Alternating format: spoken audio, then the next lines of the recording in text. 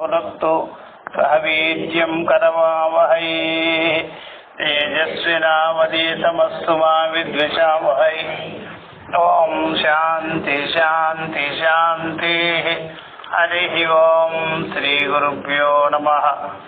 हरिः ओम। ओम श्रुतिस्मृतिपुराणानाम् आलयं करुणालयं नमामि भगवत्पादं शंकरं लोकशंकरं दिग्गरं शंकराचार्यं सूत्रभाष्यकृतं वन्दे भगवन्तौ पुनः पुनः।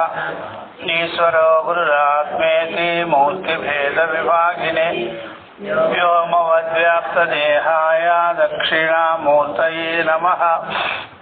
सर्वात्मदर्शनं तद्वत् द्वैतबुद्धिनिराशनं यस्य बोधे भवेत् सिद्धिः तस्मै श्रीगुरवे नमः। ब्रह्मानन्दं परमसुखदं केवलं ज्ञानमूर्तिं द्वन्द्वातीतं गगनसदृशं तत्त्वमस्यादिलक्ष्यम् एकं नित्यं विमलमचलं सर्वधी साक्षिभूतं भावातीतं त्रिगुणरहितं सद्गुरुं। हरिः ओम श्रीगुरुभ्यो नमः। हरिः ओम। మనము అతతో బ్రహ్మ జిజ్ఞాస ఆ సూత్రం మొదటి సూత్రము. తర్వాత ఏమో జన్మాద్యస్యతః జన్మాద్యస్యతః.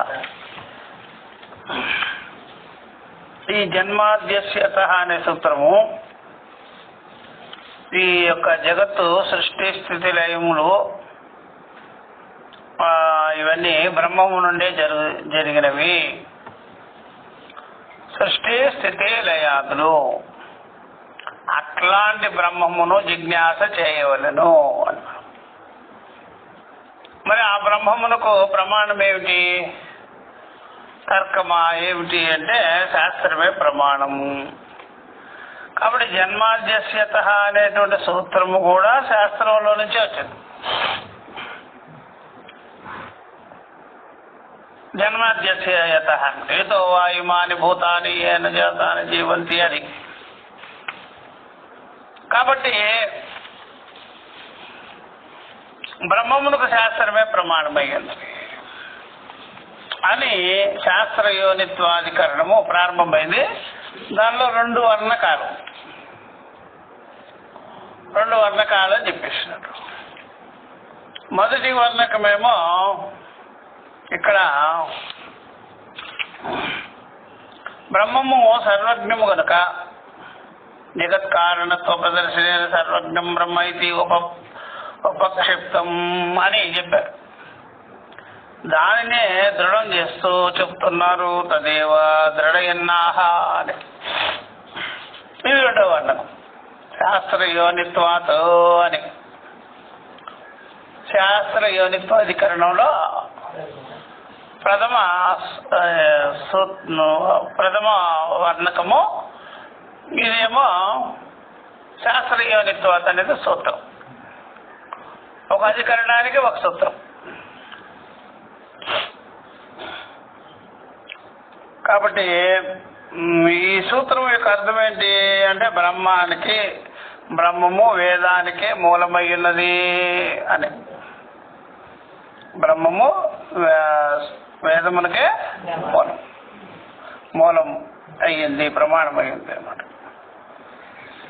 ఎందువల్ల అంటే వేదము బ్రహ్మము నుండే వచ్చింది కనుక ఆ వేదమే బ్రహ్మమునకు ప్రమాణమయ్యింది.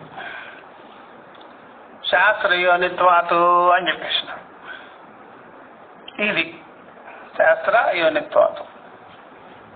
మహతః ఋగ్వేదాదేః శాస్త్రస్య అనేక విద్యాస్థాన ఉపబ్రహ్మితస్య ప్రదీపవతు సర్వ అర్థ అవద్యోతినః సర్వజ్ఞ కల్పస్య యోని కారణం బ్రహ్మ అని చెప్పారు.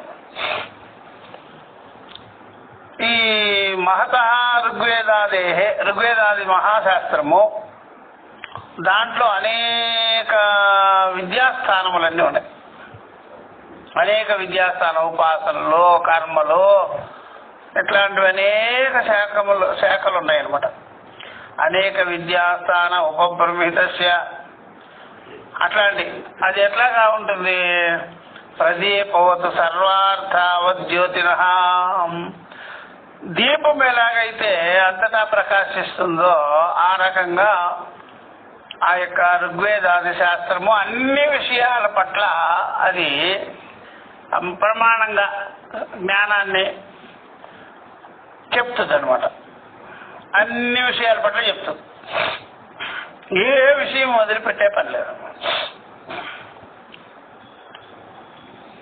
అందువల్ల సర్వజ్ఞ కల్పస్య యోని. కాబట్టి అలాంటి ఋగ్వేదాది మహాశాస్త్రము దానికి సర్వజ్ఞుడైన వాడే దానికి కారణంగా ఉన్నాడు. అతడే బ్రహ్మం సర్వజ్ఞం బ్రహ్మ అని చెప్పారు. ఎందుకని అంటే బ్రహ్మము అతిశయాలు లేనిది, సర్వజ్ఞమైనది, సర్వజ్ఞుడైనాడు బ్రహ్మము అనేదాన్ని ఇక్కడ యుక్తిపూర్వకంగా చెప్తారనమాట. ఇది యుక్తి అనమాట. నహి దృశ్య శాస్త్రస్య ఋగ్వేదాది లక్షణస్య సర్వజ్ఞ గుణాన్వితస్య సర్వజ్ఞాత్ అన్యతః సంభవః అస్తి నహి సంభవః అస్తి. ఇలాంటి ఋగ్వేదాది మహాశాస్త్రము, ఋగ్వేదాది లక్షణమైన మహాశాస్త్రము సర్వజ్ఞ గుణములతో కూడినటువంటి వాడు, అన్ని గుణాధిపతి, అన్నీ తెలిసినవాడు. అట్లాంటి సర్వజ్ఞుడి కంటే వేరైన వాడి నుండి ఇది రానే రాదు, ఇది వచ్చే పనే లేదు. అట్లాంటి సర్వజ్ఞుడు, సర్వ గుణ సంపత్తి కలిగినటువంటి అట్లాంటి మహా అనుభవం నుండి, మహా ఆత్మ నుండి ఇది ఋగ్వేదాది శాస్త్రములు వెలుగులోకి వస్తున్నాయి, వ్యక్తమవుతున్నాయి అనమాట. అలాంటి మహాన్ ఆత్మ నుండి వస్తుంది, చిన్న చిన్న విషయాలు కాదు. అందుకనే ఏదైనా చెప్తే దానికంటే మరొకటి ఉండకూడదు, అట్లాంటిది చెప్పాలి. అలాంటిది అనమాట. ఇప్పుడు మన లోకంలో పురాణ విషయాలే కనిపిస్తుంటాయి కదా, అందుకని జనాలకి నాలెడ్జ్ లేదు, వేద విషయం లేదు. ఈ బ్రాహ్మణులు వాళ్ళందరూ ఉన్నారు అంటే ఆ వేద కర్మకాండ వేదం, యాజ్ఞికాది వేదం ఉన్నాయి, దానిలో ఉంటారు వాళ్ళు. పూర్తిగా పూర్వాపరముల యొక్క జ్ఞానం కలిగి ఉండరు. అందుకనే వాళ్ళ నోట్లో నుండి కూడా గట్టి మాట రాదు, ఆ పౌరాణికులు కూడా గట్టి మాట చెప్పలేరు. అలాగా లోకవాసులందరూ వాళ్ళనే అనుసరిస్తున్నారు. కాబట్టి ఇంతకంటే ఇప్పుడు సర్వజ్ఞుడు, సర్వగుణాన్వితుడు, ఆయన కంటే మరొక కారణం లేదు అన్నట్టుగా వీళ్ళు చెప్పలేరు. ఈ ఘనాపాటి చేసుకునేవాళ్ళు, కర్మలు చేసుకునేవాళ్ళు, లోకులు, వాళ్ళ నాలెడ్జ్ కూడా వైవిధ్యంగా ఉందన్నమాట. కాబట్టి ఇంకో ఇట్లాగా తెలుసుకున్నట్లయితే ఇంతకంటే మహాకారణము, మహానాత్మ, మహాన్ స్వరూపము మరొకటి లేదు అని చెప్పేవాళ్ళు ఉండాలి. ఉంటే అప్పుడు ఈ పురాణాలు, ఇతర మతాదులు వాళ్ళందరూ నోరెత్తేదానికి వీలు లేకుండా వాళ్ళకి అంతే నాలెడ్జ్ ఉండేటప్పటికీ ఆ నిజమైన దేవుడు ఎవరు, వీడిని నిజమైన దేవుడు, అబద్ధమైన దేవుడు, అసలు నువ్వే నిజం కాదు, నీ దేవుడు నిజమే లేవుతాడు. అందువల్ల నిజమైన దేవుడు, అబద్ధమైన దేవుడు ఇట్లా వీడియో చెప్పేస్తాడు అనమాట. నిజమైన దేవుడు, అబద్ధమైన సర్టిఫికేట్ ఇస్తాడు. దేవుడు అనే మాట సరిగ్గా వింటే నువ్వు ఆయన కంటే రెండవది ఉండనే ఉండదురా. మనం కూడా ఆయన కంటే వేరుగా లేనే లేదు. అభిన్న నిమిత్తము, అభిన్నమై ఉన్నాము, అనన్యమై ఉన్నాము అని చెప్పాలి కదా. ఆ నాలెడ్జ్ కనిపించదు, ఆ ఇతర మతస్థుల్లో కనిపించదు. ఈ వేదాన్ని అనుసరించేటువంటి వాళ్ళు అనుకునే వాళ్ళు వీళ్ళకి తెలీదు, వేద ప్రమాణం అని తెలీదు, వేదం ఎంత గొప్పదో తెలీదు, వేద పారాయణ చేసే వాళ్ళకి తెలీదు. వాళ్ళు కూడా ఈ టైప్లోనే ఉన్నారు. అందుకని దీన్ని బట్టి ఇక్కడ చూస్తుంటే ఋగ్వేదాది మహాశాస్త్రము, దానికి కారణం కూడా మహానే, గొప్పవాడే, సర్వజ్ఞత్వంతో కూడినవాడు. ఆయన తప్ప వేరే వాళ్ళు దీనికి కారణం కాదు అని చెప్పేసి ఇలా చెప్పి లోక న్యాయం కూడా చెప్తున్నాం. యద్యద్విస్తరార్థం శాస్త్రం యస్మాత్ పురుష విశేషాత్ సంభవతి. కాబట్టి ఏదేదైతే విస్తారపూర్వకంగా ఉండే శాస్త్రం ఉందో, యస్మాత్ పురుషాత్, ఏ పురుషుడి నుండి, విశేషమైన పురుషుడి నుండి వస్తుంది, సామాన్యుడి నుండి రాదు. విశేషమైన వాణి నుండే వస్తుంది, సామాన్యమైన వాణి నుండి రాదు అన్నమాట.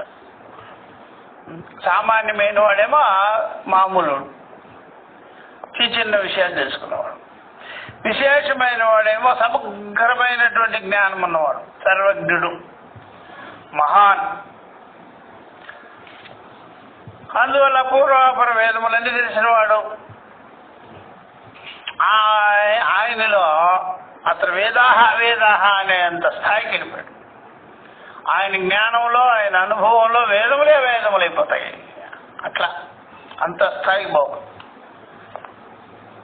కాబట్టి ఈ ప్రకారంగా అలాంటి వాళ్ళ నుండే ఇదంతా వస్తుంది, విస్తారమవుతుంది. ఉదాహరణకి లోకములో వ్యాకరణాది, యథా వ్యాకరణాది పాణిన్యాది జ్ఞేయ ఏకదేశార్థమపి సహ తతః అధికతర విజ్ఞాన ఇది ప్రసిద్ధం లోకి. కాబట్టి పాణిన్యాదులు అనేటువంటి వాళ్ళు ఎవరైతే ఉన్నారో, పాణిని మహర్షి కానీ, లేకపోతే కావ్యాలు రచించినటువంటి కాళిదాసు కానీ, వీళ్ళందరూ చిన్న జ్ఞానంతో లేరు, వాళ్ళు పెద్ద జ్ఞానంతో. ఒక పాణిని మహర్షికి కేవలం గ్రామరే అని తెలుసు, మిగిలిన విషయాలు జోలికి పోలేదని కదా, అన్నీ తెలుసు. వేదార్థం ఎరిగే ఉంటాడు. అలాగా అన్ని రకాల శాస్త్రముల పట్ల ఆయనకి కృషి ఉంటుంది, పరిచయం ఉంటుంది. అలాగే ఈ లోకంలో కూడా గొప్ప మనిషి చిన్న విషయాలు కూడా చెప్పేవాడు గొప్పవాడే, చిన్న విషయాలు చెప్పేవాడు కూడా గొప్పవాడే అన్నమాట. ఒక్కోసారి మనకి ఆశ్చర్యం అయిపోతుంటారు. అది కూడా మనం బాగా తెలుసుకోవాలి. చదువుకుంటాను పెద్దగా. ఇప్పుడు కాలేజీ బాగా చదువుతారు, సంస్కృతంలో చిన్న విషయాలు చెప్తుంటారు. అలాగా చెప్తుంటే మనకు డౌట్ వస్తుంది, నువ్వు చదువుకున్న దానికి తెలియటన్నా చెప్పాలి కదా అంటే. లోకంలో అందుకునే వాళ్ళు కూడా ఉండరు. ఒక్కోసారి లోకంలో అందుకునే వాళ్ళు లేరు కాబట్టి నువ్వు అంతవరకే ఉన్నావా అనేది కూడా పరిశీలించుకోవాలి. పెద్ద విషయాలు చెప్పాలి. కొంతలో కొంత చెప్పావు అనుకో, నాకు ఇంకా తెలుసు, చెప్పేది ఉంది, నాకు తెలుసు అన్నట్టుగా ఉండాలి. అలా ఆ విషయమే తెలియదు అంటే మాత్రం కష్టం. ఇప్పుడు ఈ ప్రకారంగా ఒకసారి ఈ శంకరానందని ఈ చంద్రపూడి స్వామి అధ్యాస భాష్యం చెప్తారా మీరు అని అడిగాడు. బ్రహ్మసూత్ర అధ్యాస భాష్యం. ఏమోనండి, పుస్తకం చూడలే ఇంతవరకు, చూస్తే చెప్తారా అంటే అర్థమేంటి? దాన్ని అధ్యయనమే చేయలేదు అయ్యేం చెప్తారు. ఇక చూసి చెప్పేస్తానులే అనుకుంటాడు. అర్థమైందా? ఒకసారి పుస్తకం చూసి కానీ చెప్పలేదండి, నేను ఇంతవరకు ఏం చెప్పలేదండి అంటాడు. ఉన్నాను అడిగాడు. అయ్యో ఎందుకు చెప్పను, దసరాలకు సరిపోద్దా టైము, నెలలు కావాలి. ఇప్పుడు ఆశ్చర్యపోయాడు, నోరు తెలుసుకున్నాడు ఆయన ఆ స్వామి. దసరాలకు 9 రోజులు అంతా గడిబిడి గందరగోళంగా ఉంటుంది. దాంట్లో అక్కడేం చెప్పమయ్యా మేము, ఆ ప్రశాంతంగా వినవలసిన సబ్జెక్ట్ అది. నెలలు కావాలి దానికి, బ్రహ్మసూత్రాధ్యయనం చేయాలంటే. అలా ఉంటుంది అనమాట. అంటే డిగ్రీలు పుచ్చుకోవడం కాదు, కృషి కూడా ఉండాలి, గురు పరంపరగా తెలుసుకొని ఉండాలి. అప్పుడు ఇంతవరకు పరిచయం లేదంటే ఎట్లాగా. కాబట్టి చదువుకున్నదేమో యూనివర్సిటీ లెవెల్ అనుకుంటాము, చెప్పేదేమో చిన్న మాటలే చెప్తుంటారు. అదేమిటి వినేవాళ్ళు లేదంటారు వాళ్ళు. అట్లా ఉండకూడదు. మళ్ళా కృషి కూడా చేయాలి, తన సబ్జెక్టుని వదిలిపెట్టకూడదు. అది ఎట్లా ఉంటుందంటే సర్జను చిన్న గాయాలకి మందు వేసినట్టు, సించరు, చిన్న కట్లు కట్టడం, అది అంతా కాంపౌండర్ పని. ఇది కాంపౌండర్ పని నువ్వు చేసేస్తట్లాగా నీ స్థాయికి నీకు కరెక్ట్గా ఉండాలి పని. అట్లా కనుక వ్యాకరణాది శాస్త్రములు గురించి తెలిసినటువంటి పాణిన్యాదులు అవి ఒక దేశ జ్ఞానమే, పరిమితమైన జ్ఞానంతో లేరు వాళ్ళు, చాలా ఎక్కువే ఉంది వాళ్ళ దగ్గర. జ్ఞేయ ఏకదేశార్థమపి, వాళ్ళు చెప్పేది గ్రామరే అయినా వ్యాకరణమే అయినా వాళ్ళకి ఆ వ్యాకరణంలో వచ్చే సందర్భాలలో చాలా విషయాలు వస్తాయి. వాటి శాస్త్రములు కూడా పరిచయం అయి ఉంటుంది, వాళ్ళకి తెలిసి ఉంటుంది. సహా తత అపి అధికతర విజ్ఞాన ఇది ప్రసిద్ధంలోకే. వాళ్ళు ఏ శాస్త్రం గురించి చెప్పారో రాశారో అంతకంటే ఎక్కువ జ్ఞానం కలిగి ఉన్నారు అది లోకంలో తెలుస్తున్నది. మాకు ఇంతే గ్రామరే అనుకోవద్దు, వేదాంతముల మీద కూడా పరిచయం ఉంది మాకు, అవన్నీ మాకు తెలుసు అన్నట్టుగా వాళ్ళు ఉండేవాళ్ళు అనమాట. పాణిని అట్లాంటి మహర్షులంతా. కాబట్టి వాళ్ళు వ్యాకరణానికి సంబంధించినటువంటి పేరు కలిగినటువంటి విద్వాంసులే అయినా సరే అంతకంటే అధికమైన విజ్ఞానం కలిగి ఉన్నారు అని తెలుస్తున్నది. ఇంకా మరి చెప్పవలసింది ఏముంది? కిము వక్తవ్యం అనేక శాఖా భేద భిన్నస్య దేవతిర్యం మనుష్య వర్ణాశ్రమాది ప్రవిభాగ హేతో ఋగ్వేదాది ఆఖ్యస్య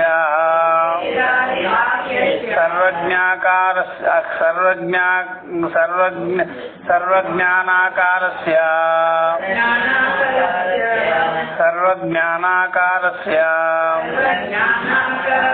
అప్రయత్నేనైవ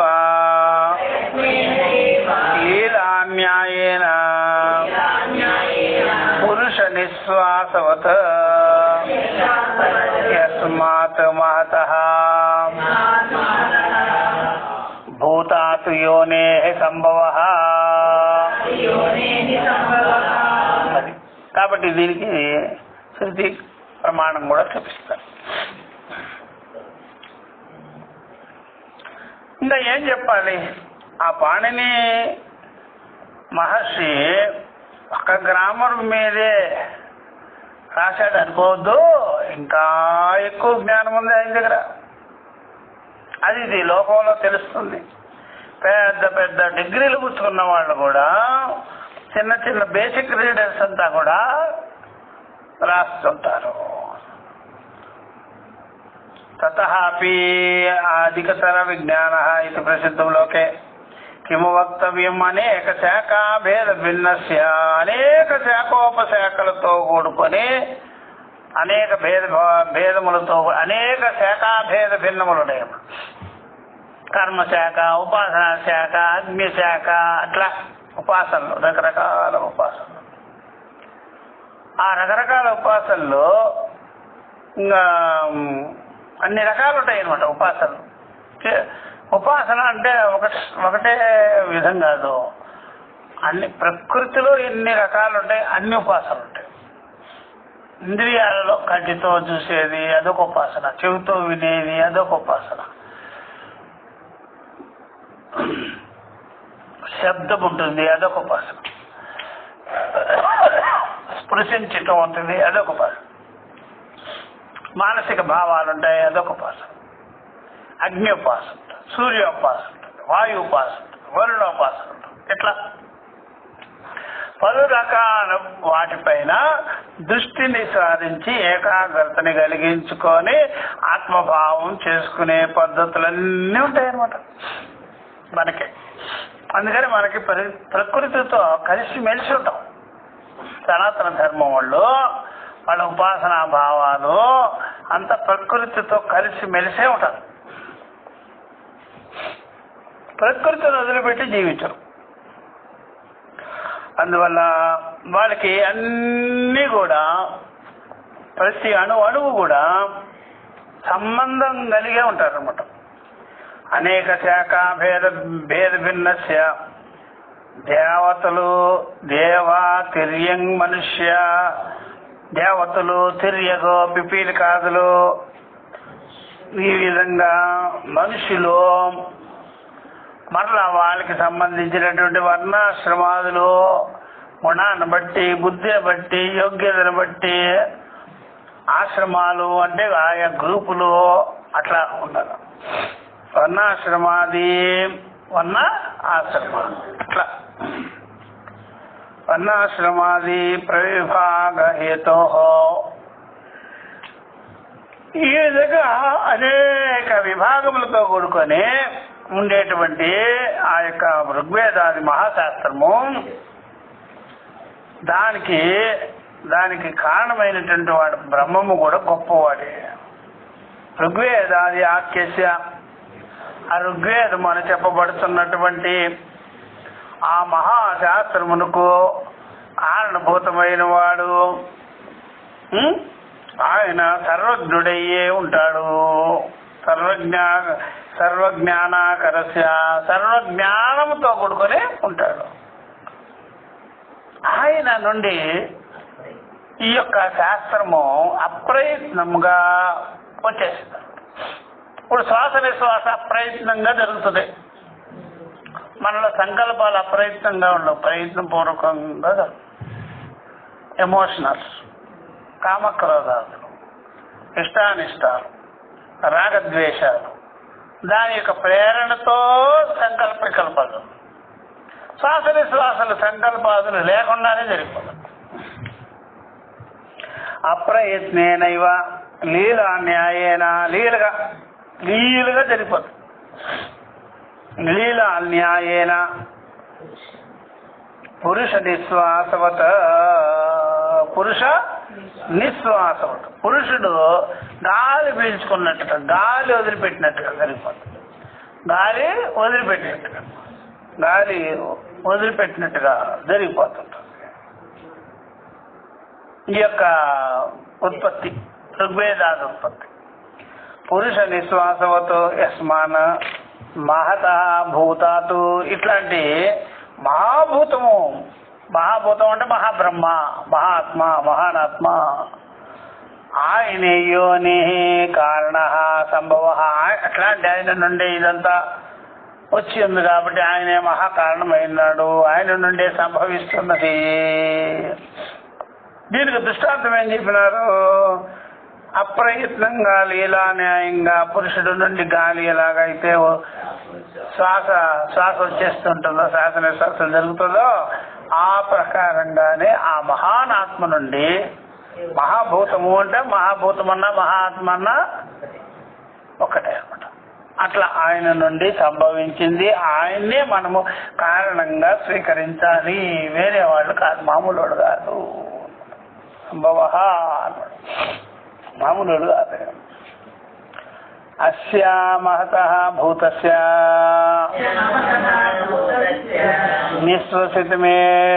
నిశ్వసితం ఏతత్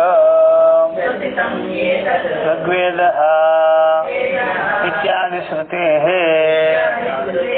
అట్లాంటి మహాభూతము నుండి, మహానాత్మ నుండి, అస్య మహతః భూతస్య నిశ్వసితం గాలి వదిలిపెట్టినట్టుగా ఏతత్ ఋగ్వేదాది మహాశాస్త్రములు వ్యక్తమయ్యాయి ఇత్యాది శృతే. ఇలాంటి శృతుల వల్ల తెలుస్తున్నది. ఋగ్వేదాదులు ఆ యొక్క శ్వాస వచ్చినట్టుగా వచ్చేసేసి, అందుకని వాళ్ళు యస్య నిశ్వసితం వేదాః యో జ్ఞేయో వేదమాత్రతః అకర్తార్మ విజ్ఞేయం అవ్యయం తమహం భజే అన్నమాట.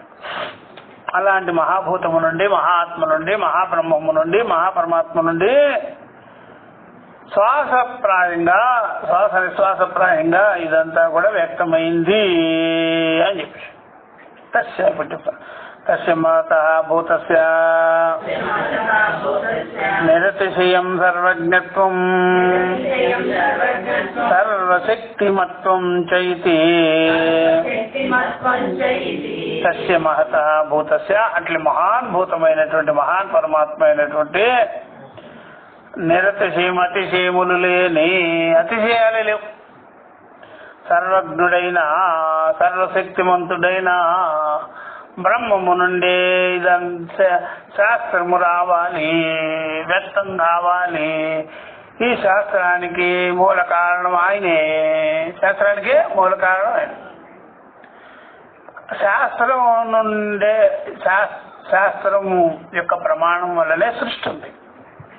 ఎతో ఇమాని భూతాని జాతాని శాస్త్ర ప్రమాణంతో. శాస్త్ర ప్రమాణంతోనే సృష్టి చెప్పబడింది. ఎతో ఇమాని భూతాని జాతాని. దాన్ని ఏమన్నారు ఇక్కడ రెండో సూత్రంలో?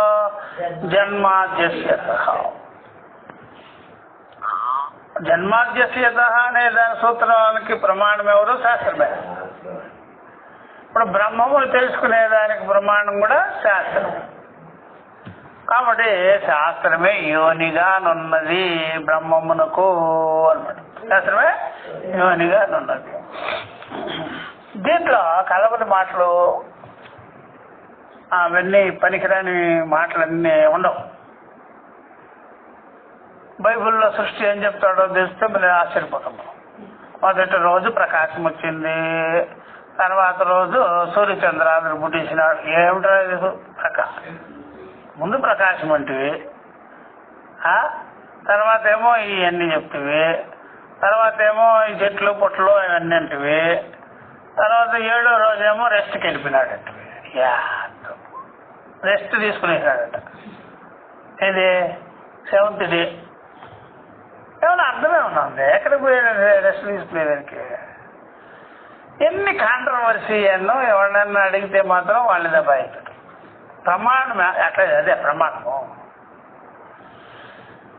ఏది పడితే చెప్పేసి ఇట్లా. కాబట్టి ఇవన్నీ ఇట్లా ఉండవు మనకి. తర్వాత ఏమో భూమి గుండ్రంగా ఉందా బలపరుపుగా ఉందా అంటే దానికి సరిగ్గా సమాధానం. బలపరుపుగా ఉంటుంది, గుండ్రంగా ఉంటే ఏమో పడిపోతారు అందరూ. అర్థమవుందా? ఏమైనా అర్థమవుందా? ఇట్లా అనమాట. ఇట్లాంటి తప్పుడు అభిప్రాయాలు చెప్పి చాలా మందిని శిక్షించారు కూడా వీళ్ళు. చాలా మందిని, ఎవరు క్రైస్తవ మతాల వాళ్ళు. డార్విన్ని వాడిని మీరు జైల్లో పెట్టినారు, నిమిష పెట్టారు. గెలియని కళ్ళు బీకి చేసినారు. ఏం పనులు ఇవన్నీ? మనకు ఆర్యభట్ట ఎప్పుడో చెప్పాడు గుండ్రంగా ఉంటాయి ఇవన్నీ. 0 గురించి చెప్పారు, 0 గురించి చెప్పినారు మన వాళ్ళు. ఏమన్నా అన్నారా ఇక్కడ వాళ్ళ? అంత వేద ప్రమాణంలో ఉంది. ఋగ్వేదంలో చక్కగా ఉంది ఇవన్నీ. కాబట్టి సమాధానం ఒక్కదానికి సరిగ్గా లేదు. మళ్ళీ దాన్ని పట్టుకొని కూర్చోనున్నారు ఆ ప్రమాణం అంట. సృష్టి క్రమాన్ని గురించి, సృష్టి విషయం తెలుసుకోవాలంటే వేదంలోనే ఉంటుంది అనమాట. చక్కగా అనుభవానికి కూడా వస్తుంది. అందుకని మనం కళ్ళు తెరిస్తే కనిపిస్తుంది, జాగ్రత్త అవస్థలో కనిపిస్తుంది, స్వప్న అవస్థలో కనిపిస్తుంది, సుషుప్తిలో ఉండదు. కాబట్టి వ్యక్త రూపమైన సృష్టి అందరి అనుభవానికి ఉంటుంది. ఇది ఏం సరిగ్గా చెప్పడం. అందుకని ఈ ప్రకారంగా తస్య మహతః భూతస్య నిర్దృశ్యం సర్వజ్ఞం సర్వశక్తి మత్వం చైతి.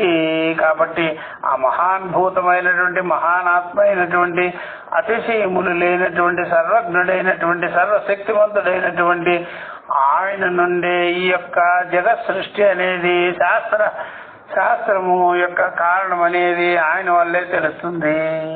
శాస్త్రానికి ఆయనే కారణము. శాస్త్రానికి ఆయనే కారణము. శాస్త్రం ఆయన గురించి ఆయన నుండి జగత్ వచ్చింది, ఆయనలోనే ఉంటుంది, ఆయనలోనే ఒకటైపోతుంది. చూసారా, శాస్త్రము పరమాత్మ వేరు కాదు. అక్షరమే పరమాత్మ, పరమాత్మే అక్షరం. అందుకని అక్షరం అనే పేరు కూడా పెట్టేస్తాం మనం. ఈ పేరు మీరు ఎక్కడ ప్రపంచంలో ఎతుకితే కూడా కనిపించదు. అక్షరం అనే పేరు ఎవరు చెప్పింది? అదే మన వాళ్ళే చెప్పారు. సనాతన ధర్మం ఉండేటువంటి వాళ్ళు, వేద ప్రమాణాన్ని అంగీకరించే వాళ్ళు, వాళ్ళే అక్షరం అనే పేరు పెట్టేసారు. క్షరము కానిది, క్షరము కాదు. నామరూపాల క్షరమైనా సరే అస్తిత్వం క్షరం కాదు. నామరూపాలు మారిపోతుంటాయి. అందులో జగత్తుని మనం శూన్యము అనమో, పూర్తిగా నశించేది అనము చెప్పము, అట్లా చెప్పము. నామరూపాలే మిథ్యా, నామరూపాలు మారుతాయి. అక్షరమైనటువంటి ఆత్మ గాని, అక్షరమైనటువంటి జీవుడు గాని మారడు. ఎప్పుడు అలాగే ఉంటుంది. అందుకనే అక్షరం అని పేరు పెట్టారు. అందుకనే మనకి విద్యకి అంత పేరు అక్షరం అని. ఇప్పుడు చెప్తున్నారు అథవా లేక చూసారా, రెండో వర్ణకం అథవా యథా ఉక్తం ఋగ్వేదాది శాస్త్రం యోని కారణం ప్రమాణం అస్య బ్రహ్మణ యథావత్ స్వరూపాధిగమే. కాబట్టి ఇక్కడ ఏం చెప్తున్నారంటే, ఇక్కడ నుంచి తస్య మహాభూతస్య అని చూసినారా, ద్వితీయ వర్ణకం ఇది. అథవా యథా ఉక్తం ఋగ్వేదాది శాస్త్రం, యథా పై చెప్పబడినట్టుగా ఋగ్వేదాది శాస్త్రములు, దానికి యోని కారణం, దానికి యోని కారణం, ప్రమాణం చూసారా, మూడు విశేషణాలు వాడారు. యోని కారణం ప్రమాణం, ప్రమాణస్య బ్రహ్మణ, ఇదే బ్రహ్మమునకు ప్రమాణం. ఋగ్వేదాది మహాశాస్త్రంలో ప్రమాణం. అందుకనే తస్మాత్ శాస్త్రం ప్రమాణం. శాస్త్రం ప్రమాణం. శాస్త్రం ఎవరు పడితే వాళ్ళు రాసింది కాదు, ఇది చెప్పుకుంటూ వస్తున్నారు. ఒకటి రైటర్ లేదు దీనికే, అసలు మనకు రైటరే లేడు. ఒక వ్యక్తికి సంబంధించిందే కాదు మన సనాతన ధర్మం. క్రైస్తవుడు క్రిస్టియానిటీకి ఒక వ్యక్తి ఉంటాడు, అసలు ఇస్లాంకి ఒక వ్యక్తి ఉంటాడు. ఇక్కడ ఒక వ్యక్తి లేడు, ఒక వ్యక్తి ఉన్నాడు ఇక్కడ.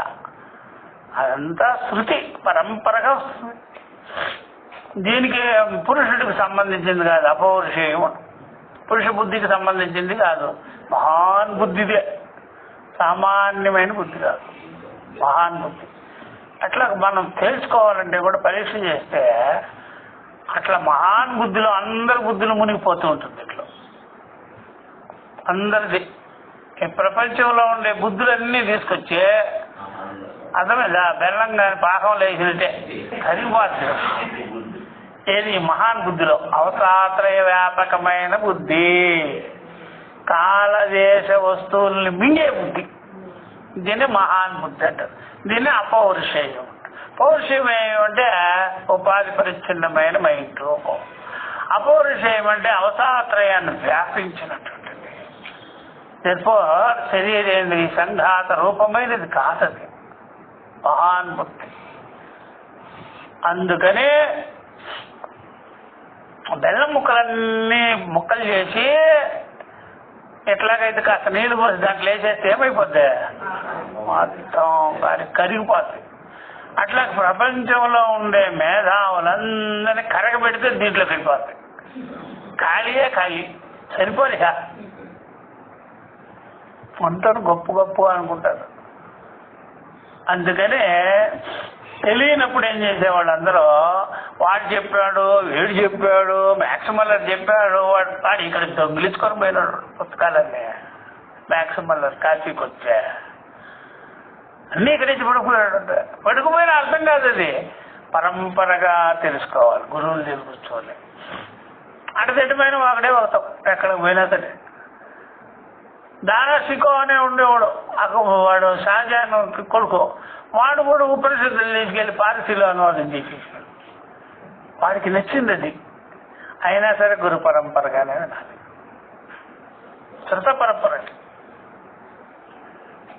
అట్లాగే ఎంతో మంది జర్మన్ కవులందరూ, జర్మన్ విద్వాంసులందరూ వచ్చి, అందుకని మనవాళ్ళు ఏం చేశారు తెలియకుండా ఈ యూనివర్సిటీల్లో చేరి గొప్పగా వెస్టర్న్ లాజిక్స్ అంట, అదంట ఇదంట అని చేస్తారు. ఏముండదు మసాలా దాంట్లో. ఒక్క అవసాత్రయంలో ఒక మూల కొట్టుకుపోతారు. అర్థం కూడా కాదు వాళ్ళకి చెప్పిన. ఎంతమంది ఉన్నారు ఈ కమ్యూనిస్ట్ మేధావులు, వాళ్ళు వీళ్ళు అంత భారతదేశం సంస్కృతిని దెబ్బతీసేసిన వాళ్ళు మాయ మాటలు చెప్పి.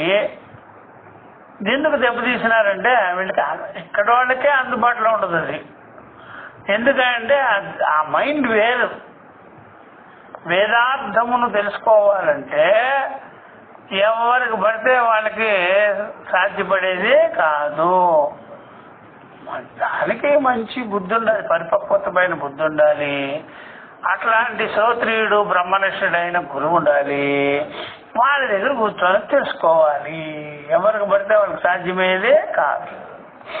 అందుకని మహాన్ ఆత్మ అంటారు దీన్ని. అందువల్ల ఋగ్వేదాది శాస్త్రములకు యోనిగా, కారణంగా, ప్రమాణంగా ఉన్నది బ్రహ్మము, బ్రహ్మణ. దాన్ని యథావత్తుగా తెలుసుకోవచ్చు ఆ శాస్త్రముల ద్వారా. యథావత్తుగా తెలుసుకోవచ్చు అనమాట. యాతాత్మజ్ఞానేనా అని ఈశావాస్య కూడా చెప్తారు. యథార్థమైన జ్ఞానం ఇదేనయ్యా. యథార్థమైన జ్ఞానం ఏదంటే అది అకాయం, అవరణం, అస్నా విరగం, అపాప విద్ధము, కవిర్మనీషి పరిభూయత అని చెప్పారు. అలాగనమాట పరాపర విద్యలు ఈ ప్రకారంగా తెలుసుకుంటే అప్పుడు యథావత్ స్వరూపాధిగమే అన్నారు. కాబట్టి యథావక్త ఋగ్వేదాది శాస్త్రం యోని కారణం ప్రమాణస్య, ప్రమాణం అస్య బ్రహ్మణ. ఈ బ్రహ్మమునకు ప్రమాణమైంది ఋగ్వేదాది మహాశాస్త్రములు. దానిలో యథావత్ స్వరూపాధిగమే, ఉన్నదన్నట్టుగా స్వరూప జ్ఞానం కలిగించుకోవాలంటే ఋగ్వేదాది మహాశాస్త్రములను మనం తెలుసుకోవాలి. పుస్తకాలు కొని కాదు, గురువుల దగ్గరికి వెళ్ళి కూర్చొని తెలుసుకోవాలి. అందుకని శాస్త్రాదేవ ప్రమాణాత్ జగత జన్మాది కారణం బ్రహ్మాధిగమ్యతే ఇది అభిప్రాయ. అందుకనే శాస్త్రాదేవ ప్రమాణాత్, శాస్త్ర ప్రమాణము ద్వారానే జగత్తు యొక్క మూల కారణమైన జన్మాది కారణమైన బ్రహ్మ అధిగమ్యతే, ఇది అభిప్రాయం.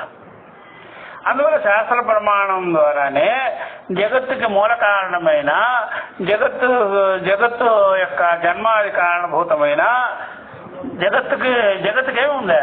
బ్రహ్మము లేదు, సృష్టి స్థితి లేమో జగత్తుకుంది. జగత్తుకి ఏముంది? సృష్టి. జగత్తుకి సృష్టి స్థితి లయముంది అన్నా, ఓ పండుకి సృష్టి స్థితి లయముందన్నా, శరీరానికి సృష్టి స్థితి లయముందన్నా ఒక్కటే.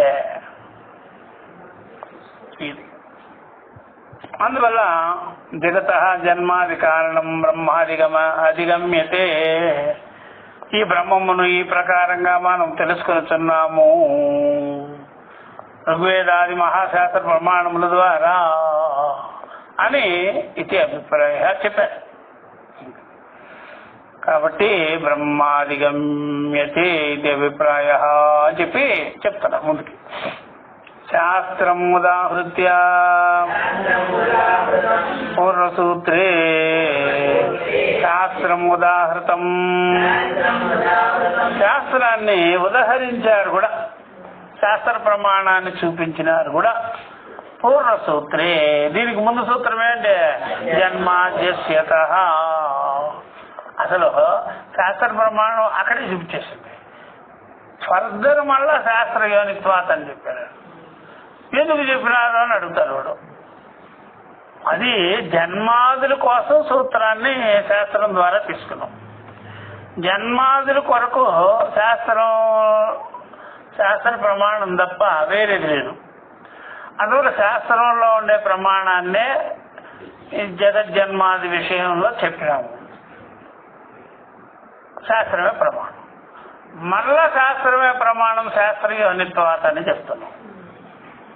అది జన్మాది సూత్రానికి చెందినటువంటి శాస్త్ర వాక్య ప్రమాణం. ఇప్పుడు బ్రహ్మమును చేసుకోవాలన్నా ఇప్పుడు శాస్త్రం గురించి జన్మాదుల గురించి శాస్త్రం చెప్పేసేసింది. ఇప్పుడు బ్రహ్మమును గురించి కూడా శాస్త్రమే చెప్పేసి.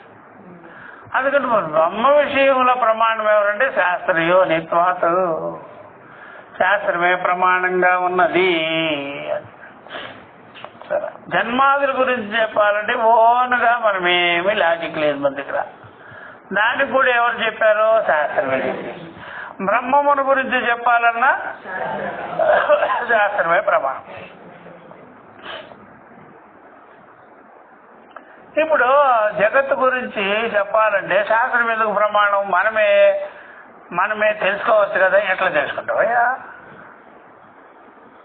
సృష్టి స్థితి లయాదులు కలిగిన జగత్తు అని చెప్పినప్పుడు నువ్వు ఒక అంశమే చెప్పగలుగుతావు, షడ్భావ వికారాలు చెప్పినట్టుగా. కాబట్టి సృష్టి గురించి నువ్వు కనిపెట్టలేవు. ఎందుకంటే నువ్వు కూడా ఇంక్లూడింగ్, నువ్వు కూడా సృష్టిలోనే ఉన్నావు. నువ్వు కూడా సృష్టిలోనే ఉన్నావు. సృష్టిలో నువ్వే ఉన్నప్పుడు సృష్టిని గురించి నువ్వేం చెప్పేది? ఏం చెప్పేది? అట్లా ఏం చెప్పేది లేదు. నువ్వు కూడా దానిలోనే ఉన్నావు. అందుకని పూర్వశాస్త్రంలో దీన్ని ఉదహరించి చెప్పారు. యతో వా ఇమాని భూతాని జాయంతే ఇత్యాది.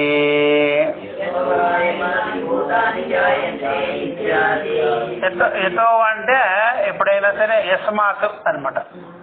యస్మాత్ ఆత్మనః, ఏ ఆత్మ నుండి అయితే ఇమాని భూతాని జాయంతే, ఇమాని భూతాని జాయంతే. ఆత్మనః ఆకాశ సంభూత అని చెప్పరా? ఆత్మనః ఆకాశ సంభూత, ఆకాశాద్వాయు అని చెప్పారుగా. అట్లా యతో వా ఇమాని భూతాని జాయంతే. యస్మాత్ పరమాత్మనః, ఆత్మనః అనొచ్చు, పరమాత్మనః అనొచ్చు. ఆత్మ నుండి ఇమాని భూతాన్ని, ఈ భూతములన్నీ ఇమాని భూత అన్నప్పుడు మనవును కూడా తీసుకోవాలి. మనవును కూడా ఇమాని భూతాన్ని, నేను కూడా యతో వా ఇమాని భూతాని జాయంతే ఇత్యాది అన్నమాట. కిమర్థం తరి సూత్రం, మనం అడిగినట్టుగానే అడుగుతున్నాడు. కిమర్థం తరి సూత్రం యావతా పూర్వసూత్రేణ ఏవం జాతీయకం శాస్త్రం ఉదాహరత శాస్త్రీయో నిత్వం బ్రహ్మణః దర్శితం అని అడిగాడు. అయితే మరి కిమర్థం తర్హి ఇదం సూత్రం, ఈ సూత్రం శాస్త్రయోనిత్వం అనే సూత్రం ఎందుకు అని అడిగాడు. ఎందుకంటే మీరు ఇదివరకే ఏదో వాయువాని భూతాన్ని జాయంతే అని సూత్రం, అది కూడా శాస్త్ర ప్రమాణమే కదా. అది కూడా కృష్ణ యజుర్వేదం నుంచి తీసుకోబడింది కదా. అది కృష్ణ యజుర్వేదం అంటారు, తైత్తిరీయాన్ని. కిమర్థం తరి సూత్రం యావతా పూర్వసూత్రేణ ఏవా, పూర్వం ఇదివరకే మీరు సూత్రం ద్వారా చెప్పారు కదా. మీరు పూర్వసూత్రేణ ఏవా, పూర్వసూత్రం ద్వారా చెప్పారే మీరు. జన్మాద్యస్యత అనేటువంటిది శాస్త్ర ప్రమాణమే. యతోవా ఇమాని, ఏ విధంగా అది కూడా ఏవం జాతీయకం, జాతీయం అంటే దానికి సమానం, అది ఇది ఒకటే కదా. ఏవం జాతీయకం శాస్త్రం ఉదాహరించేసినారు కదా, చెప్పారు కదా. మళ్ళా శాస్త్రయోనిత్వం బ్రహ్మణః దర్శితం, మళ్ళా మీరు శాస్త్రయోనిత్వం బ్రహ్మణః దర్శితం, శాస్త్రమే యోనిగా ఉన్నది బ్రహ్మమునకు అని చూపిస్తున్నారే, తెలియజేస్తున్నారే అనండి. అది ఆక్షేపం. ఇది తప్పేమిలే. అక్కడ జన్మాదులు అనే దానికి శాస్త్రంలో చెప్పినట్టుగానే పోవాలి మనం. జన్మాదులు అనగానే భూతద్దం పెట్టుకొని, దాన్ని పెట్టుకొని, ప్రత్యక్ష ప్రమాణాన్ని పెట్టుకొని ఆ గొడవలో పోకూడదు. శాస్త్ర ప్రమాణమే పెట్టుకోవాలి అక్కడ. ఎందుకంటే ఎట్లా సృష్టి అయింది అది ఇది అని మనము ఫిజికల్ గా మనం దాన్ని అన్వేషించకూడదు. శాస్త్రం చెప్పేసింది అంటే శాస్త్రం మహావ్యాపకమైనటువంటి తర్కంతో చెప్పింది.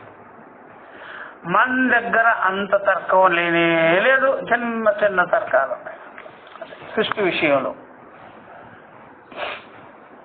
ఎంతో చెప్పారు. కాబట్టి మరలా మీరు శాస్త్రయోనిత్వం బ్రహ్మణః దర్శితం అన్నారు. ఉచ్యతే చెప్తున్నారు. ఉచ్యతే తత్ర సూత్రాక్షరేణ స్పష్టం శాస్త్రస్య అనుపాదానాత్ జన్మాదిసూత్రేణ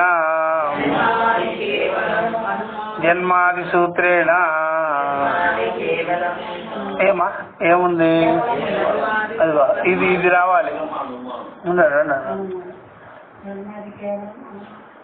అక్కడ తప్పు రాసేవారు, ఇది పెట్టుకోవాలి. ఏమిటి తత్ర సూత్రాక్షరేణ ఉందా, తత్ర సూత్రాక్షరేణ అని ఉండాలి. సరే ఉంచుకోండి, బ్రాకెట్లో పెట్టుకోండి పూర్వం అనేది.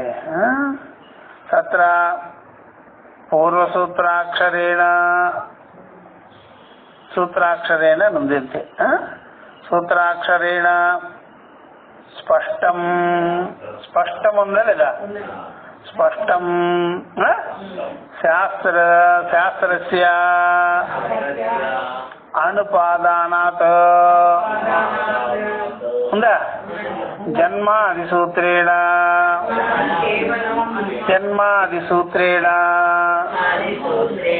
అది పెట్టుకోవాలి. జన్మాది సూత్రేణ అని పెట్టుకోవాలి. జన్మాది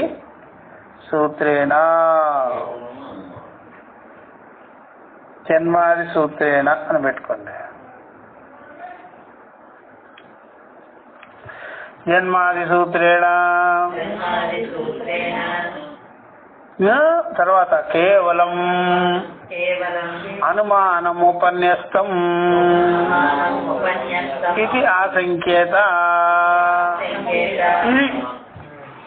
ఎందుకంటే జన్మాది సూత్రంలో ఎవరైనా సరే ముందు ఆది జన్మే ఉంటుంది, తర్వాత ఏమో స్థితి ఉంటుంది, తర్వాత ఏమో లయం ఉంటుంది. ఈ జన్మాది సూత్రమును అనుమానం కూడా చేసేస్తారు, ఊహిస్తారు, తర్కిస్తారు. అట్లాగా ఎప్పుడైనా సృష్టి ఎలా జరిగింది అనేటువంటిది ఫిజికల్ గా మనము ల్యాబ్ విషయంలా తీసుకొని, లేకపోతే సైంటిఫిక్ గా ఇలా శోధించే విషయం కాదు. అట్లా ఆర్జోనికి పోకూడదు. ఇప్పుడు బాంబులు తయారు చేయడం, అది తయారు చేయడం, ఆ ప్రాసెస్ అట్లా పోకూడదు. పోతే జగత్ ఏమన్నా ల్యాబ్లో పెట్టేది, జగత్ ల్యాబ్లో పెట్టేది అండపిండ బ్రహ్మాండమంతా నీతో నాతో అందరితో కలిపి కాల దేశ వస్తు అచింత్య రచన రూపస్య ఇదం జగత్ మనసాపి, మనసు చేత కూడా కల్పించలేవయ్యా అని చెప్పారు కదా జగత్తుని. కాబట్టి జగత్తులో తర్కం చేయకూడదు. జగత్ విషయంగా, జగత్ సృష్టి విషయంలో తర్కం చేయకూడదు. ఆ విధంగా అనుమానం చేయకూడదు. అలాగా ఫిజికల్ గా మనం దాని గురించి శోధించకూడదు. సైంటిఫిక్ గా శోధన పనికిరాదు. ఏం పనికిరాదు, అదే అట్లా ఏం పనికొచ్చేదే కాదు. ఇప్పుడు మనకి మళ్ళీ ఏమంటారు, ఇక్కడ దైవ కణం దొరికింది అంటాడు. అబ్బా దైవ కణం ఎట్లుంటుందిరా, నువ్వెవరు? ఇట్లా సొల్లత దైవ కణం దొరికిందబ్బా ఇన్ని రోజులకే, మరి నువ్వెవరు? అట్లా. అందుకని వాడి సైన్స్కి అదేది కాదు ఇది, సృష్టి స్థితి లయము అనేది. ఎందుకంటే సైన్స్ ఇంక్లూడింగ్ దాంట్లోనే ఉంటుందిగా, సైంటిస్ట్ దాంట్లోనే ఉంటాడుగా. అందుకని శృతి ఒక్కటే చెప్పాలి, శృతి ప్రమాణం తప్ప అనుమానాది ప్రమాణములు, ప్రత్యక్షాది ప్రమాణాలు ఫిజికల్ గా అట్లాగా శోధించటం అనేది రాంగ్ అవుతుంది. సృష్టి విషయంలో బుద్ధం పెట్టుకొని అది పెట్టుకొని ఇది పెట్టుకొని అడుగులు శోధన, ఆ శోధన, ఈ శోధన ఏం చేయి, తార్కికులు ఎందుకు ఫెయిల్ అయిపోయి అటు పోయింది, తోసిపడేయాలి. శృతి ప్రమాణం తీసుకో. అందుకనే మనం కూడా దానిలోనే ఉన్నాం, కాల దేశాలు దానిలోనే ఉన్నాయి. అందుకని శృతి చక్కగా చెప్తుంది కదా, అయ్యా ఈ సృష్టి స్థితి లయములు అవన్నింటిని గురించి చెప్పేది శృతే. ఇంకా మనకేం తెలియదు, అది మనం తెలిసి ఇంద్రియ ప్రమాణాల ద్వారానే శోధిస్తాము, అన్వేషిస్తాము. పనికిరాదు. అందుకని అనుమానం చేసేస్తారేమోనని జన్మాద్యశేష అనే సూత్రానికి యతో వాయుమాని భూతాన్ని జాయంతే అనేది పెట్టారు. అందుకని భగవంతుడి విషయంలో కూడా నాకు కనిపించినాడు అనేది పొరపాట్లే. అందరూ చాలా మంది చెప్తారు, నేను నాకు భగవంతుడు దర్శనమయ్యింది స్వామి అంటాడు. ఈశ్వర దర్శనం బా నీకు అయిపోయినాడమ్మా, ఎంత భగవంతుడు దర్శనం అవడంటే భూమి దర్శనం అవదే. నక్షత్రాదులు, సూర్యుడు, చంద్రుడే దర్శనం అవడే. అయ్యక్కడ మరి అన్ని కలుపుకొని ఉండేవాడే భగవంతుడు అంటాడు. ఈశ్వరుడు అంటే సమస్త చరాచర జగద్రూపుడు కదా. నీకు ఈ భూమికే దిక్కు లేదు, సూర్య చంద్రాది నక్షత్రాలకే దిక్కు లేదు. ఈశ్వర దర్శనం, భగవద్ దర్శనమే అంతసేన నీక. నువ్వు కూడా దానిలోనే ఉన్నావుగా. అందుకని అలాంటి మాటలు నమ్మరెవరో. ఇంకా వేదన అనుభవాలు ఓకేలేపా, ఏదో నీ మైండ్కి అలా అయిపోయింది. నాకు అమ్మవారు కనిపించినారు, శివుడు కనిపించాడు, అట్లా దేవతలు కనిపించినారంటే వేదనానుభవాలు అంటాం మనం. అది నీ వరకే కానీ అది అందరికి సంబంధించింది కాదు. నీ తిక్క నీది, నా తిక్క నాది. అందువల్ల భగవంతుని దర్శించడం దేవతా దర్శనం అవుతుంది, పరమాత్మ దర్శనం కాదు.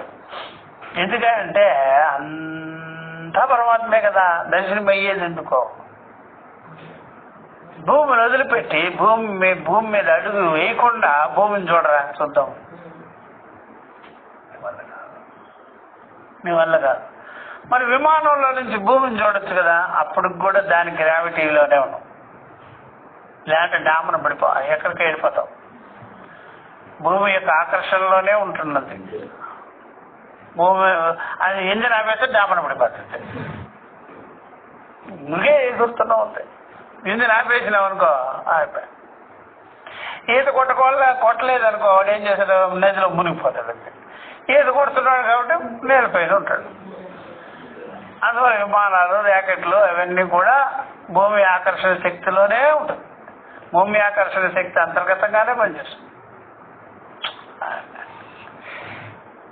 అట్లాగా పరమాత్మ దర్శనం ఏమీ ఉండదురా.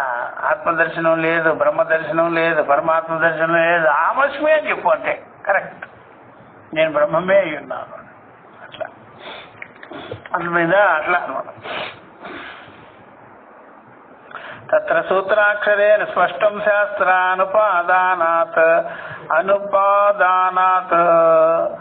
జన్మాది సూత్రేణ కేవలం అనుమానం ఉపన్యస్తం ఇది ఆ సంకేత.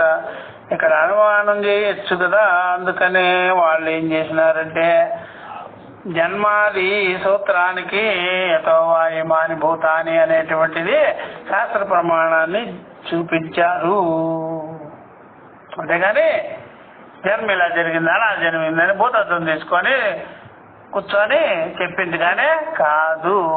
అదే డార్విన్ సిద్ధాంతం అట్లాంటివి మనం యాక్సెప్ట్ చేయము. అవి ఊరిలో వాడుతుంటారు. డార్విన్ ఏం చెప్తాడా, అయ్యా ముందు చేప నుండి మాది ఇది పక్షి కోతి కొంగ అది ఏం లేదు ఇక్కడ. అన్ని జగత్తులో ఒకదాని నుంచి అభివృద్ధి చెందినవి లేవు ఇక్కడ. యాజిటీస్గా వచ్చేస్తాయి, ఒకేసారి ఉంటాయి అన్నమాట జగత్తులో. అన్ని ఏ ఉండాలో అన్ని అరేంజ్మెంట్స్ ఉంటాయన్నమాట. ఒకదానిలోంచి అభివృద్ధి చెందితే వికారవాదం అయిపోతుంది. అందువల్ల జగత్తు తోపికే. జగత్ అనేది ఒక తోపిక. It is not fact. Fact అయిందనుకో మళ్ళీ స్థితి అట్లాగే ఉండిపోతుంది, జన్మ అట్లాగే ఉండిపోతుంది, స్థితి అలాగే ఉండిపోతుంది, లైవో జరగదు. అందుకని అనుమానం చేయకూడదు అనే ఉద్దేశం చేత శాస్త్ర ప్రమాణాన్ని చూపించినాము. ఇది అనమాట. తత్ర సూత్రాక్షరేణ ఇది కదా చెప్పింది మనం. కాబట్టి తత్ర సూత్రాక్షరేణ స్పష్టం శాస్త్రస్య అనుపాదానాత్ జన్మాది సూత్రేణ కేవలం అనుమానం ఉపన్యస్తం ఇది ఆ సంకేత. ఎవడైనా శంకించవచ్చు, ఎవరైనా డౌట్ పడచ్చు. ఆ శంక చేయరాదు, అనుమానం చేయరాదు అనే తామాశంకాం నివర్తయితుం ఇదం సూత్రం ప్రవృతే శాస్త్రయోనిత్వాత్ ఇది.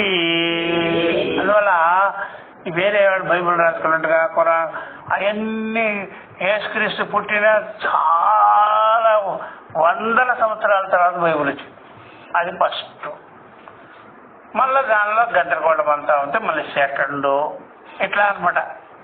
ఫస్ట్ స్టేట్మెంటు, తర్వాత పాత నిబంధనము, కొత్త నిబంధనము. దాంట్లో ఏమో స్త్రీలను కూర్చేంట్రా, చంపేంట్రా, తంతారా పట్టుకోండి వీళ్ళు అని మళ్ళీ మార్చుకున్నారు. అట్లా మహమ్మద్ ప్రవక్త ఇప్పుడు చచ్చిపోయి చాలా కాలం అయిన తర్వాత వాడు వీడు చేరి అంతా రాసిపెట్టేసింది దాన్ని. మనకి అట్లా కాదు, మనదంతా పర్ఫెక్ట్ అనమాట. ఇంతవరకు దీన్ని అటు ఇటు దిద్దిన వాడు ఏం చేసినవాడు కరెక్ట్గా ఉంటుంది. జీవన మనుస్మృతి అవి కూడా కరెక్టే, ఏమి ఇంత కూడా తేడా ఏమి లేదు.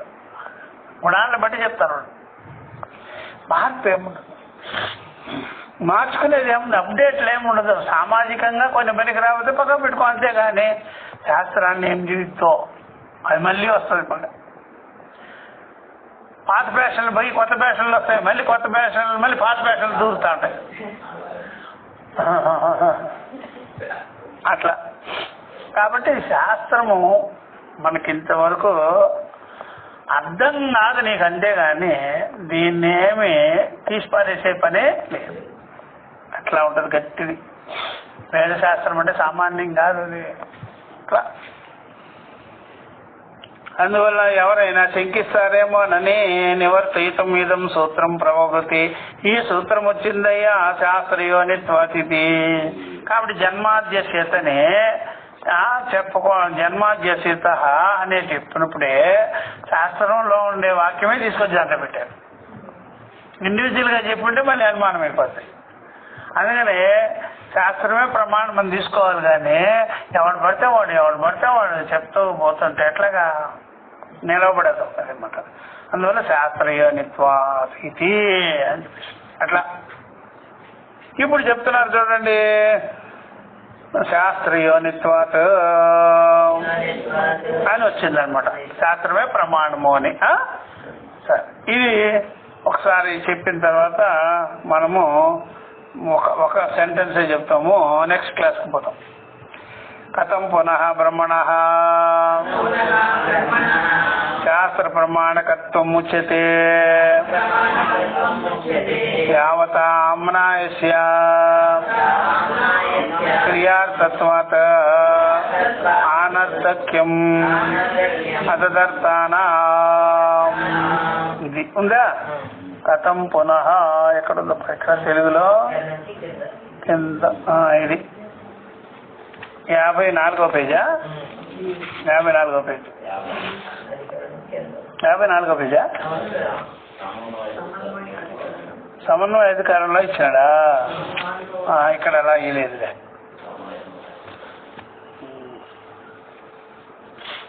సమన్వయాధికారంలో చెప్పినాడు. దీంట్లో సత్యగా ఒక శ్లోకం కూడా వచ్చింది. అపదార్థం అవాక్యార్థం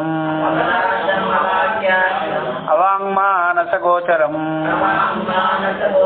వేదాంత శాస్త్ర విజ్ఞేయం అద్భుతం బ్రహ్మ సందదే. అపదార్థం అవాక్యార్థం అవాంగ్మానస గోచరం వేదాంత శాస్త్ర విజ్ఞేయం అద్భుతం బ్రహ్మ సందదే. అపదార్థం అన్నాడు. పదము ప్లస్ అర్థము కానిది. బ్రహ్మము పదము అర్థముకు సంబంధం లేనిది. పదము కాదు, అర్థము కాదు. వాక్యార్థములు కూడా కాదు. అవాంగ్మానస గోచరం అందుకని లేకపోతే శబ్దాలు, అర్థాలు, వాక్యాలు, అర్థాలుతో అర్థమైపోవాలి. అంటే ఒక భాషతో లొంగిపోతుంది, ఒక మాటకి అర్థమైపోతుంది బ్రహ్మం. నువ్వే ఉన్నావురా. ఘటము, చెట్టు, ఇవన్నీ పద అర్థములు కావాలి. వాక్యము కావాలి, అర్థము కావాలి. బ్రహ్మమునికి ఏముంది? వాక్యము లేదు, పదము లేదు, అర్థము లేదు, వాక్యము లేదు, అర్థం ఎదురుగా ఉండే వస్తువు అదే. సర్వం బ్రహ్మైవ అహం బ్రహ్మైవ. పదము లేదు, అర్థము లేదు, వాక్యము లేదు, అర్థము లేదు, నేనే అయ్యున్నా. ఇదంతయో అదే. అందువల్ల ఏదైనా సరే ఒక పదం ఉండాలి, దానికి అర్థం ఉండాలి. ఒక వాక్యం ఉండాలి, దానికి అర్థం ఉండాలి. పరమాత్మకి పదము లేదు, అర్థము లేదు, వాక్యము లేదు, అర్థము లేదు. మరి మీరు చెప్తుంటారు కదా వాక్యార్థ విచారం అనే, అది వేరు. అట్లా చెప్పి చెప్పి చెప్పి చివరికి అవాంగ్మానసాన్ని తీసుకుంటాం. నేతి నేతి తీసుకుంటాం. నేతి నేతి వరకు తీసుకుంటాం. అది ఊరికే చెప్పిన మాటలు, అది ఖచ్చితమైన మాటలు కాదు, దాటిచ్చే మాటలు. దాటిచ్చేదానికి ఏదో చెప్తాం అట్లా. అపదార్థం అవాక్యార్థం అవాంగ్మానస గోచరం వేదాంత శాస్త్ర విజ్ఞానం అని చూడండి. వేదాంత శాస్త్రముల ద్వారానే తెలియాలి, ఉపనిషత్తుల ద్వారానే తెలియాలి. అద్భుతం, అద్భుతమైనది. బ్రహ్మ సంసదే బ్రహ్మ సందదే. ఈ బ్రహ్మజ్ఞానం ఉందే అద్భుతమైనటువంటి కానీ విని ఎరగని విషయం, అందుకని ఆశ్చర్యకరమైనది, అట్లాంటి అద్భుతం. అందుకని చెప్తూ కాబట్టి ఉపనిషత్ వాక్యములు బ్రహ్మమును నేరుగా చెప్పును. బ్రహ్మమునకు శాస్త్రమే ప్రమాణం అనటలో ఆక్షేపాన్ని ప్రథమ వర్ణకములో చూపిస్తున్నారు ఇక్కడ అన్నమాట. ఇది అంతా అయిన తర్వాత తత్వ సమన్వయానికి వస్తుంది. కథం పునః బ్రహ్మణ శాస్త్ర ప్రమాణకత్వం ఉచ్యతే. ఇదే మీమాంసకుడి ప్రశ్న. పూర్వపక్షి మీమాంసకుడు అడుగుతున్నాడు, అయితే బ్రహ్మమునకు శాస్త్ర ప్రమాణము అని చెప్పినారు కదా, ప్రమాణకత్వం ఉచ్యతే ఎట్లాగా? అది శాస్త్ర ప్రమాణం అని చెప్తున్నారు బ్రహ్మమునకు, అది ఎట్లాగా? ఎందుకంటే మేము చెప్పేది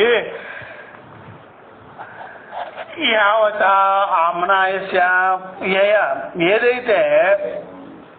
ఏదైతే ఆమ్నాయమో వేదముందో, ఆమ్నాయం అంటే వేదం, పూర్వామ్నాయము ఉత్తరామ్నాయము అంటారు. పూర్వామ్నాయము అంటే పూర్వవేదము, ఉత్తరామ్నాయం అంటే ఉత్తర వేదము, ఉత్తర వేదం అంటే ఉపనిషత్తులో వేదాంతములో, పూర్వవేదం అంటే కర్మకాండ అన్నమాట. యావత ఆమ్నాయస్య పూర్తి ఆమ్నాయం, పూర్తి వేదశాస్త్రం. క్రియార్థత్వాత్ క్రియాపరమైనదే. చూసారా మీమాంసకుడు అంటున్నాడు, పూర్తి వేదము క్రియాపరమైనదే. క్రియాపరమైనది కాకపోతే ఆనర్థక్యమే అగును, ఆనర్థక్యం అగును.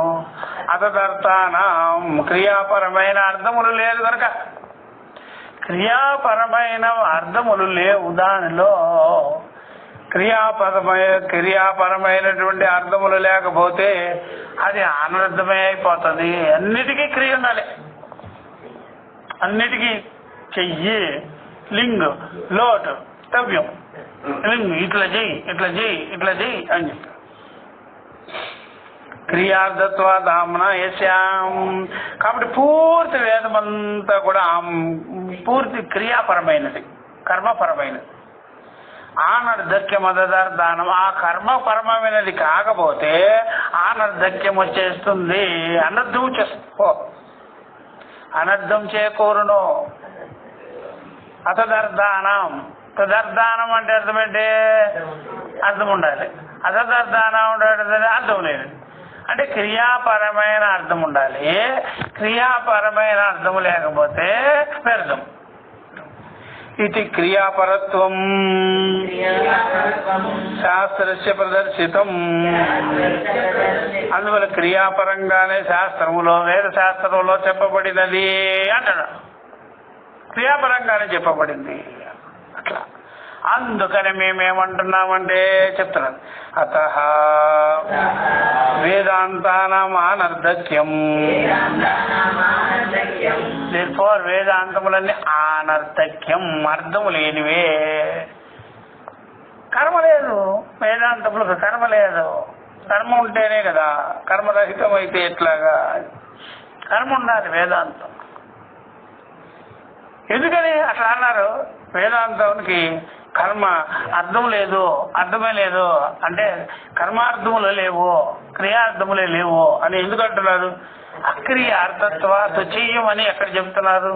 లింగ్ అని చెప్పరు, లోట అని చెప్పరు, లింగ్ లోట తవ్యములు అని చెప్పరు. ఇట్లా చెయ్యి, అట్లా చెయ్యి, విధి లేదు, నిషేధం లేదు. అందుకని పనికిరాదు, అనర్థకమైపోతాయి అని చెప్పేసి. ఇది నెక్స్ట్ క్లాస్లో. ఓం సహనావతు సహనౌ భునక్తు సహ వీర్యం కరవావహై తేజస్వినావధీతమస్తు మా విద్విషావహై. హరి ఓం శ్రీ గురుభ్యో నమః హరి ఓం తత్సత్.